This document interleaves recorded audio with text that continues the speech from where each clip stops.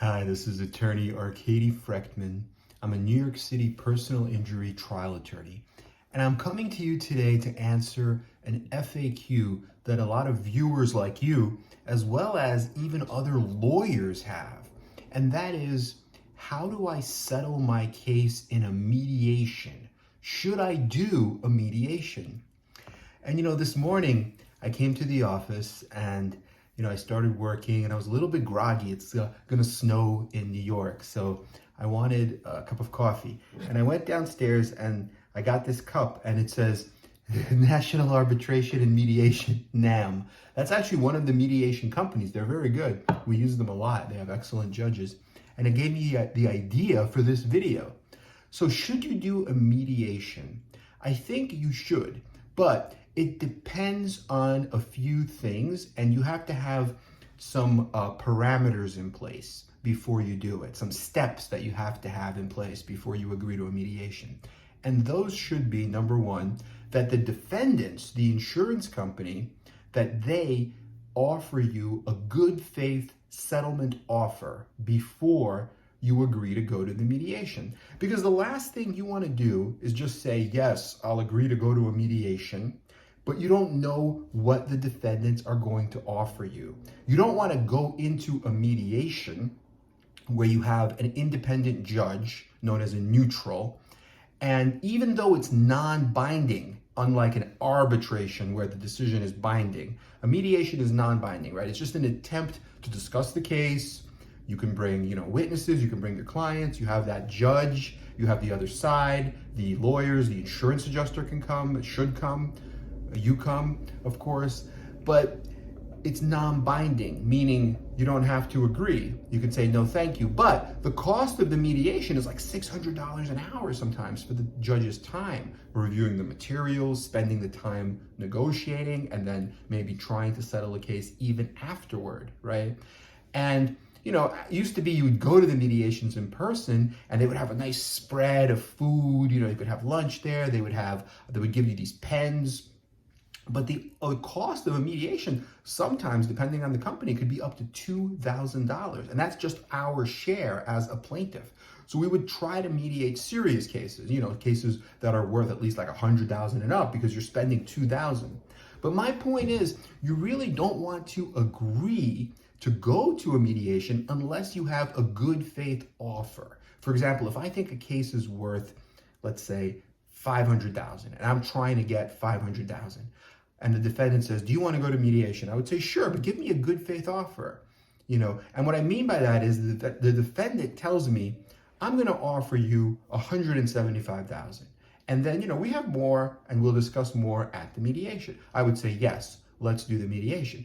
But if the defendant says, I'm going to offer you $20,000, well, then I would say, just don't waste my time. Because why would I spend that $2,000, prepare, make a whole packet, discuss the liability, discuss the damages, show up only to get disappointed, right? And I've done that many times, and I'm sure other plaintiffs' lawyers have done that so many times.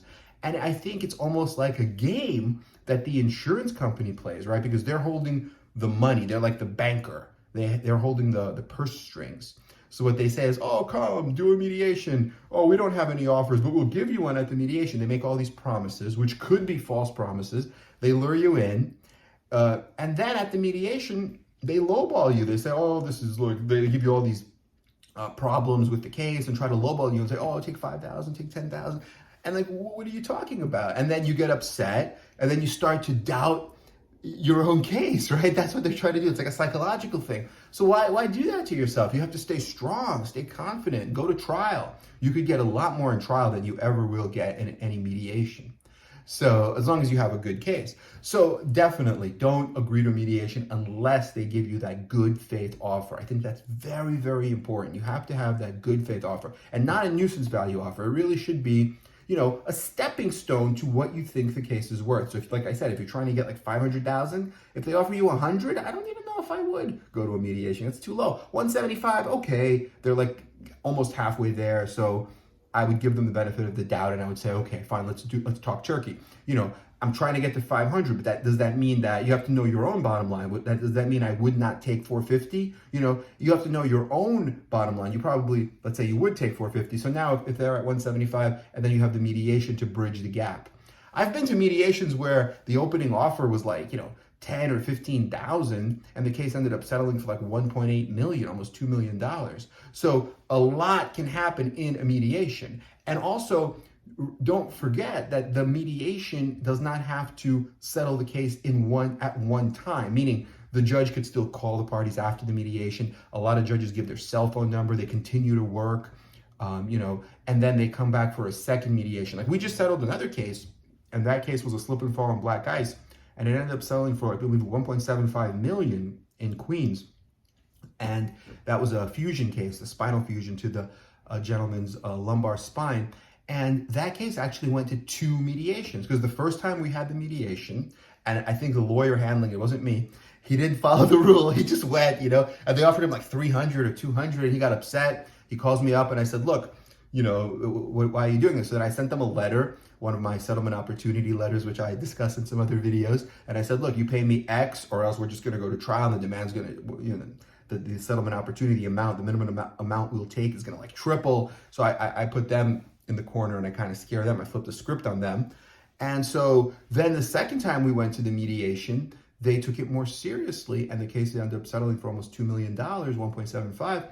But that was because of the fact that the mediator did some work, the groundwork in the first mediation. They saw that we took the case seriously. Between the first mediation, where they thought it was just a slip and fall, like there's no proof, between that and the second mediation, when it finally settled for almost $2 million, we did some work. We took some depositions. We actually had a video of our client falling. We actually got a statement from the defendant. They were saying something like, your client was running. And then we had a video showing that he wasn't running. He was just walking normally. So we're like, why would you say that he's running unless you're lying to try to get the case dismissed? And this was like their witness, and so we had a lot of ammunition against them. And so they had to pay up. So, but that's just, an example that you can't always settle if you're trying to get a 7-figure case or even an 8-figure case. If it's a big case, you can't always do it in one shot. You have to be patient. You have to, do it brick by brick, build it slowly, take your time, be careful, dot your I's, cross your T's, and that's how you get the really good results. So I hope this has been helpful. I mean, there's a lot more we could talk about with respect to mediations. Maybe I'll do a few more videos, but I think it illustrates a lot of the points with settlement. You don't want to just jump in. You don't want to make a demand, really. I don't even like the word demand. I like the word settlement opportunity, because it's like a chance to settle the case. And here, I'm giving you a good faith number. If you like it, pay me the number. If you don't like it, let's come down a bit, but give me something in good faith that's reasonable. But if you're going to be like way down here, and like the nuisance value, like 5,000, 10,000, and we're so far apart, then why even go? I say I have enough $2,000 pens, right? Because the only thing you ever get after a mediation from a case that doesn't settle is you get to take home one of the pens from the, whether it's Jams or NAM or another company, you get one of their pens. And it's like, I don't need another $2,000 pen. I could go to the Amazon and get it for like $5. So, that's what and I don't want that expense for my client either. It's not fair. So that's why it's always good to go to a mediation, but make sure they have a good faith offer. Make sure you've done the groundwork, that you know your case and you have the goods. And then sure, you could try it. Especially now during the pandemic, when not all cases are going to trial. Because the big hammer we have as plaintiffs' attorneys is trial, jury verdicts. And we say, look, if you don't pay X, then we're just going to go to trial. We're just going to see what a jury gives us. And that's going to be true civil justice, right? If you're offering me like, 100,000, I'm going to get like $1 million, $2 million, $3 million, $5 million from that jury. That's your hammer. That's your threat, right? That's your end game.